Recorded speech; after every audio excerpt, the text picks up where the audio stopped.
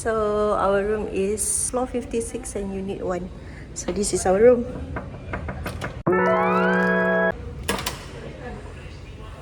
Thank you. Dah nampak kasut berserak pasal semua dah ada kat dalam.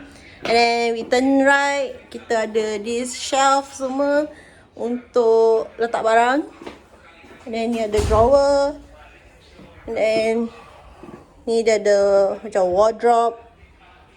Wardrobe dia. Okay. Ni semua empty lah. Ni boleh letak kasut actually. Tapi kita orang tak payah letak kasut lah kan dalam apa. This I got my luggage. And then kasut.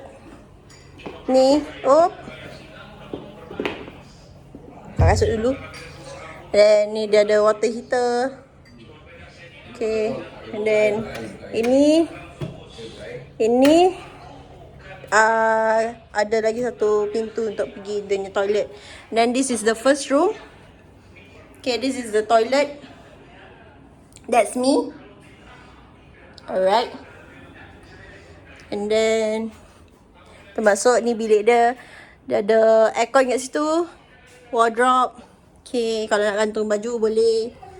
And then dia ada kasih tak kuat hanger. And then this one single bed. Another single bed. And then dia ada one small table. And then guys, I need to tell you guys something.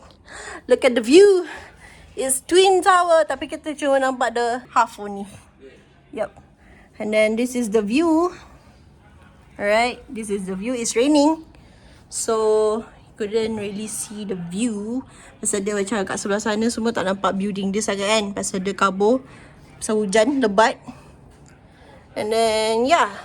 Then this room I will be sleeping with my father, ayah. Either bed lah. Okay. And then in front kita ada big sofa. Okay, this is the view. Again. Kita ada TV apa? Pintu untuk pergi toilet. Kat dalam buka. Tadi ada pergi toilet jadi ada lock. Ni kita ada meja besar untuk makan. Ni ada TV, ada Netflix. Ni bag. Ayah dah lapar. Okay, ni bilik anak Darut. Nisan.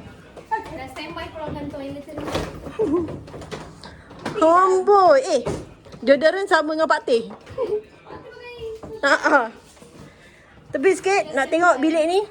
Oi, baru sampai dah bersih. Ini namanya unpacking dah. Standby aja. Okay. Ni bilik dia queen size ah. Queen size ah ni Queen size. So, diorang 3 beradik akan share. And then the view is basically the same lah from my room. Yeah. Aduh ya Allah. Sesungguhnya tepi toko. It's so pretty. Oh, charge say. Masukkan ni, menyirap. Astagfirullah. Nantilah. Dia ni nak. Tak, macam mana nak masukkan? Kita pakai sen. Tak, sabunnya baju tu dah gantung. Korang ingat tak yang dulu tu pun dia punya baju yang gantung dulu. Selalu okey. Dari rutin sampai je bongkar barang-barang letak dulu baju. Okey. Pakai besok. Kita turn lah, kita nak anu. Alright, so gini kita ada dining table. Okay, untuk kita orang makan for dinner. And then, okay. This is the kitchen. Okay, the kitchen. That's me again. So ni dorang ada this tempat masak, oven. And then dorang ada kat sini free. That's me. Then dorang ada washing machine kalau nak cuci baju. And then ni is the fridge. The fridge is quite big. And then, yup. Ni tempat sink area dia untuk cuci. This is mine, dah habis from flight. Dah dibuang. Oh my god. That's her. Baby Toots. We used to This is our second time. make up here But Yeah. different floor. Catch up lah. Right. Now, it's time for us to get ready. Kita orang settle down dulu pasal kita orang nak pergi Berjaya Times Square. Kakak, ini tak payah bawa.